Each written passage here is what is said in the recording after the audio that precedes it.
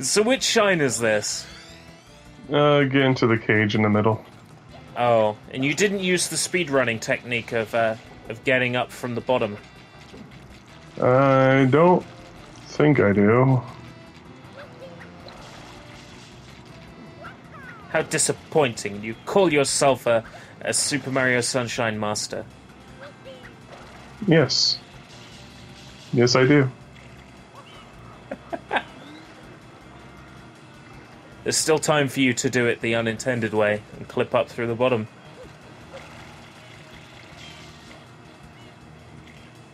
No, it doesn't look like you're going to. I think I'm looking around for a rocket, is the thing. So that I can just boost up there. I don't think there is one on this shine. I don't remember if there is or not.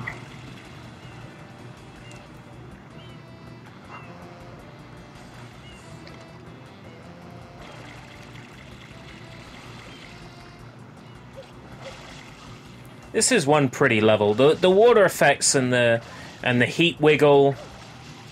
Like, Sunshine is just a pretty game. Mm-hmm. But no, it's crap because it's not Mario 64. Hey, if you want Super Mario 64, I got the perfect game for you. Super Mario 64 DS. No, that's crap because you don't have an analog stick. Real talk, yeah, the lack of analog stick is annoying, but you can't trash the extra 30 stars and 3 extra playable characters just because you don't have an analog stick. Mm-hmm. There's a lot of quality stuff that 64DS adds, and all those mini games. When Mario 64 DS came out, I was a kid, and I was 15. There's a rocket. Then you can get a rocket on this mission. I've only ever done it by jumping up from the bottom, so. Anyway, right. Oh.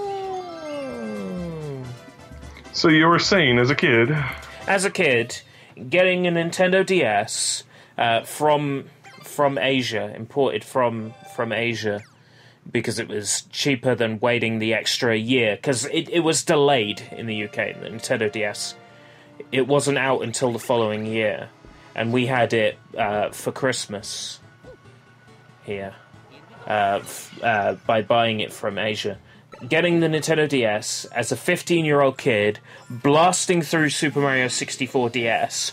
When the DS came out over here, at school, I was like, oh, you want to know how to get that star? You want to know how to get that star?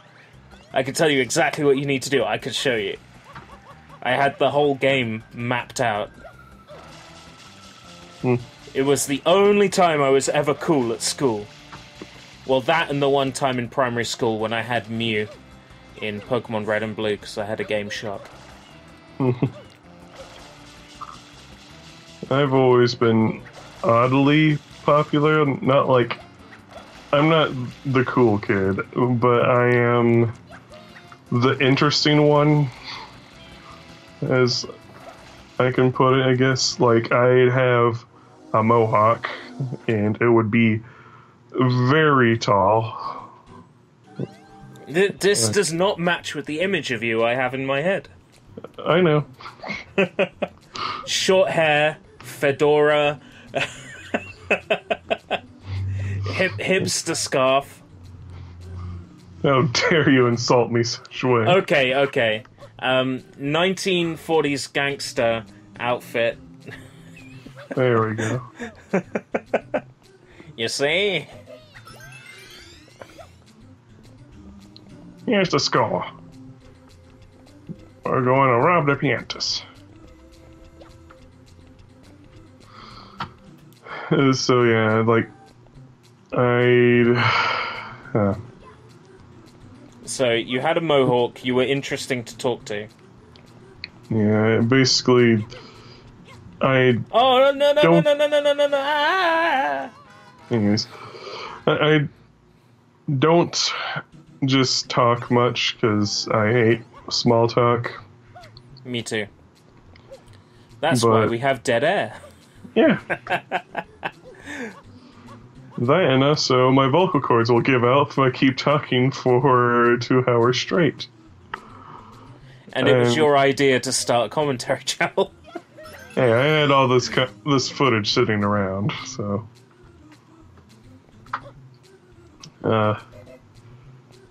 yeah. So basically I wasn't like other people. Still not, really. You were like Michael Jackson in the Thriller music video. You're not like other boys. Except I don't talk all creepy like. I'm not like other boys.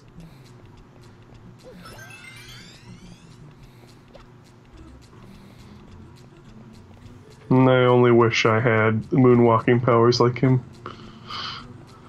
I wish I had turning into a robot powers like him.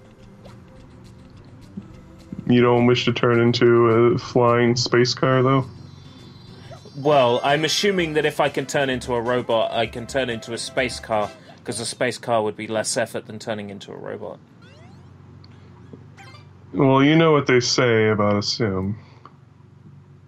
All toast is toast. But what about bagels? But what about the bagel? The early bird gets the worm, or was it the bagel? Don't talk to me about bagels. For the past 2 weeks, McDonald's hasn't put Philadelphia on my bagel, and I asked for a bagel and Philadelphia, so I'm not going to McDonald's ever again. That's a good plan, regardless of whether or not they give you Philadelphia and bagels. Yeah, but they lost me because of that. Because of their rubbish bagels. They're rubbish, period. Well, I'm not sure what it's like for you in the US, but McDonald's over in the UK has a very, very clean image, and the food that we get is quality food. Yeah, I know. I remember it well. I mean, I don't know if I still have them. I really hope I do, but I have, like, when I lived in England, I had several Digimon plushies that I got from McDonald's. Oh yeah, the small Digimon plushies. Yeah, I got a bunch of them in my box. I got a box of plushies. I got 2 boxes of plushies. I don't know why I've got so many plushies, but I do. A lot of the time, I can't resist buying them because they're so cute. Like, there was a load of Yokai Watch plushies released in the UK, and I pretty much own all of them. I've got all the starters for Pokemon Sun and Moon. Oh, yeah, and Rockruff, because he's cool. So how's Brexit going to affect McDonald's, then? How's what going to affect McDonald's? Brexit. Oh, Brexit. Part of your balanced breakfast. Well, Brexit has already affected businesses in the UK because the pound is so frickin' weak now. To be fair, it was riding high for a while, and something was going to result in devaluation of the pound. But let's see. Brexit sort of sped it up. All right. To xe.com. Pounds to dollars. Wow. Looking at this chart, the value has definitely dropped. Like in 2017, it was like a really low point. Thank you, people who voted Brexit, for ruining this country. Politics. Right now, 1 British pound is equal to $1.33 US. I remember when it was about like $1.76. Yeah. I remember when it was literally like 60 cents to a pound. The good old days. That was when like the first iPhone came out, and you could like afford to buy an iPhone from America imported and have it shipped to you, and it was still cheaper than buying a brand new iPhone in the UK. There were people who would go on holiday, and then while out on holiday in America, buy all their technology out there for dirt cheap. Yeah, there's a lot of people that it. come from other countries to buy tech from the US for cheap. Like, I believe there are people from Brazil or Mexico or something. They'd come in and just buy a ton of, like, Wii U's and stuff.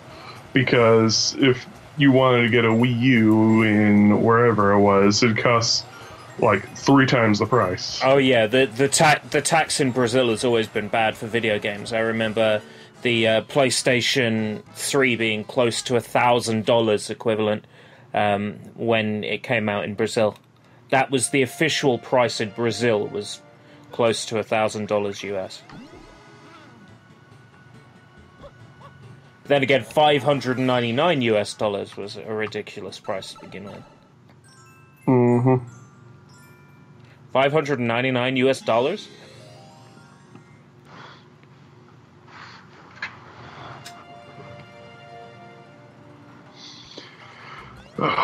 This is one of the suckier shines in the game, in my opinion. It's not only do you need to do this within the time limit, but you also have to get back onto this dock with the squid and get things. Well, get the shine, really. No, it's not the worst, because they're all the worst, because it's not Super Mario 64. I'm sorry, I don't know what happened. I think I got possessed by something unruly.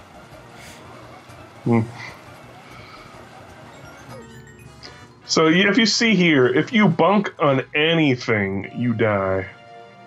And I have a theory as to why you just die so easily for stupid crap in this game. And it's because it's much quicker just to run the disk script and have a custom you lose script. Well, yeah, they could make it so the eel dies and you fall off it, the squid dies. Be like, oh, whoa, and then you get up and start again. But, you see, the thing is, they probably never programmed anything for the timer running down besides death. So at that point, they're like, oh, well, if we haven't coded anything for the timer running down, let's not bother coding anything for losing the squid. Because we're so lazy, let's just tie it all up to the same death command, because we can just press a button and you die and that's it. It's not so much lazy as it is time crunch, because we already spoken about how much stuff has changed throughout this game's development alone. Well, yeah, This was a launch title, wasn't it?